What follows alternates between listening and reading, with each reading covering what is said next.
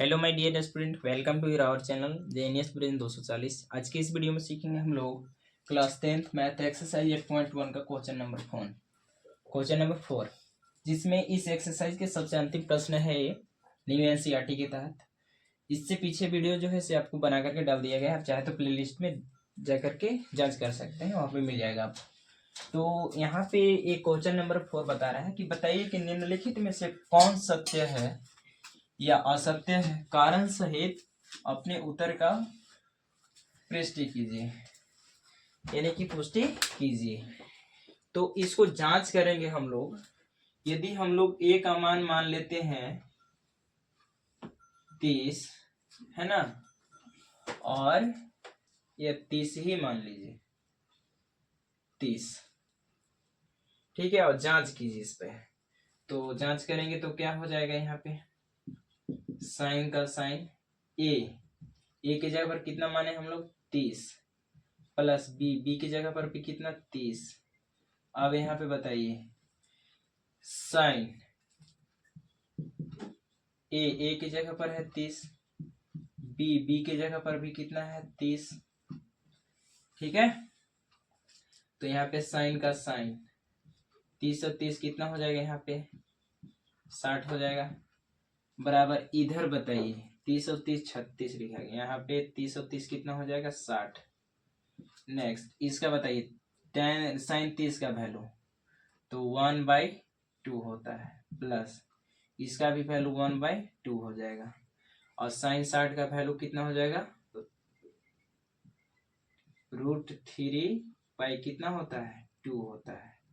तो दो का एलसीएम हो जाएगा 2, एक एकम एक √3/2, 1 और 1 बताइए कितना हो जाएगा 2, और बटा में भी 2 कट जाएगा, तो यहाँ पे √3/2 बराबर इधर हो जाएगा 1। तो बताइए यहाँ पे आप जांच करके बताइए, यहाँ पे बताइए कि √3/2 बराबर 1, ये बराबर है नहीं है बराबर। तो यहाँ पे लिख देंगे कि यह जो पहला जो दिया गया है यह है असत्य। क्या है, असत्य। और क्यों असत्य है, क्योंकि यहाँ पे इसका कारण इस प्रकार से हो गया। तो चलिए नेक्स्ट मिलते हैं हम लोग इसका 2 नंबर में। आगे बढ़ते हुए करेंगे क्वेश्चन नंबर 4 का जो है से एक्सरसाइज 8.2 का क्वेश्चन नंबर 4 का जो है से दूसरा, जिसमें बोल रहा है दूसरा कि थीटा में वृद्धि होने के साथ साथ साइन थीटा के मान में भी वृद्धि होती है। तो देखिए आप जानते हैं कि साइन 0 का मान 0 होता है, और साइन 30 का मान 1/2 होता है, और साइन 45 का मान 1/√2 होता है, साइन 60 का मान √3/2 होता है, और साइन 90 का मान जो है से 1 होता है। यानी कि 0 से धीरे धीरे बढ़ते बढ़ते गया, वो 90 पर जाकर के क्या हो गया 1 हो गया, यानी कि बढ़ रहा है धीरे धीरे, यानी कि 0 1/2, इसके बाद 1/√2 √3/2, इसके बाद 1, यानी कि बढ़ रहा है। तो ये बोल रहा है सत्य। तो यहाँ पे हम लोग लिख देंगे क्या सत्य, सत्य लिख देंगे, कारण देना है तो लिखेंगे क्योंकि साइन 0 बराबर 0, साइन 30 बराबर 1/2, और साइन 45 बराबर 1/√2, और साइन 60 बराबर √3/2, और साइन, और लिखेंगे यहाँ पे और साइन 90 बराबर 1 होता है इस प्रकार से।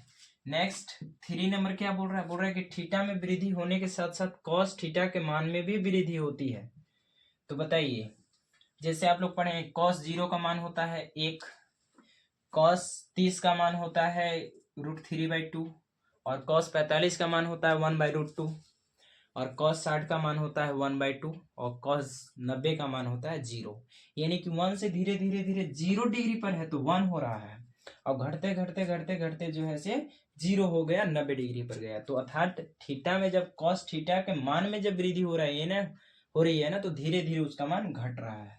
तो यहाँ पे ये बोल रहा है असत्य, तो क्या लिख देंगे, असत्य। स्टेटमेंट जो है से असत्य है, लिखेंगे यहाँ पे, क्योंकि क्योंकि क्योंकि कॉस के लिए कॉस 0 का मान होता है 1 और कॉस 30 का मान होता है √3/2 और कॉस 45 का मान होता है 1/√2।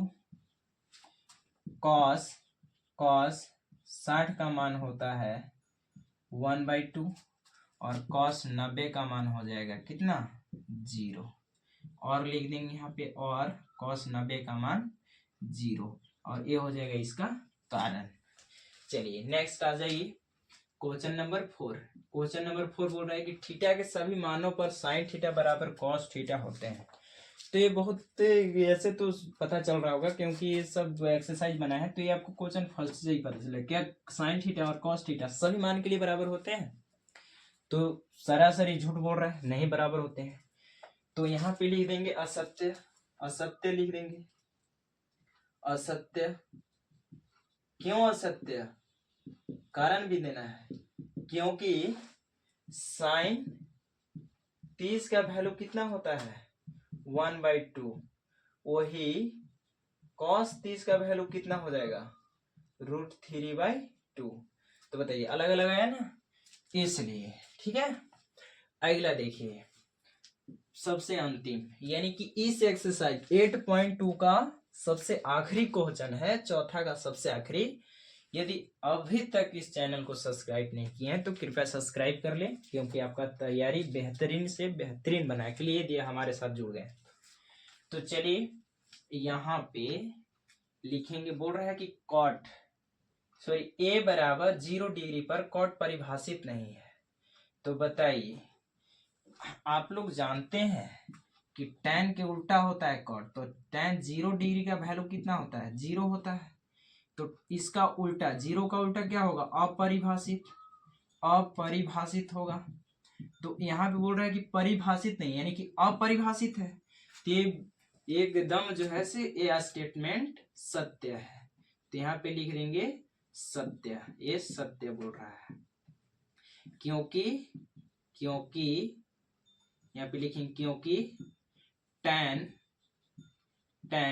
0 बराबर 0, इसलिए